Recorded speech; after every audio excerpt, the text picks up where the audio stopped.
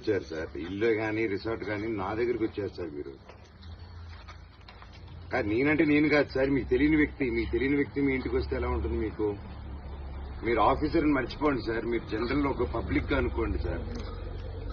అలా రావడం ఎలా ఉంటుంది చెప్పండి? సడన్ గా మీరు నార్మల్ వ్యక్తి, పోలీసులు సైరన్ వేసుకొని నాకు ఇక్కడ ఫుడ్ పెట్టద్దని చెప్పి ప్రతి రెస్టారెంట్ లో ఫోన్ చేసి చెప్పారు, నాకు ఆశ్రయం ఇవ్వద్దని ప్రతి దానికి ఫోన్ చేసి చెప్పారు. వినండి సార్, ఇప్పుడు అది మీకు తెలియదు, మీకు తెలియకుండానే మనోజ్ ఎక్కడున్నాడో వచ్చేసారు మీరు. అవన్నీ తెలియదు, కానీ మనోజ్ ఎక్కడున్నాడో తెలిసిపోతుంది. నేను పెద్ద ఒసామా బిన్ లాదెన్, నేను నా కోసం అంత డిపార్ట్మెంట్ అంతా పనిచేస్తుంది. నేనేమైనా పుష్పనా సార్? మీరేమైనా షకావతో పట్టుకుని వెళ్ళిపోయేదానికి? ఏంటి సార్ ఇది?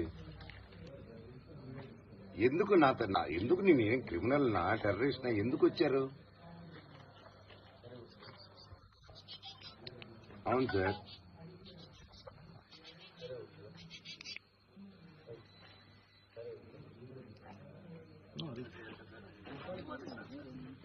ఇది 10:30కి అభిమాని, పోలీస్ డిపార్ట్మెంట్ లో ఒక అభిమాని 10:30కి సైరన్ వేసుకుని హీరోతో ఫోటో దిగాలని అభిమాని వస్తారు. అదే మీరు చెప్పేది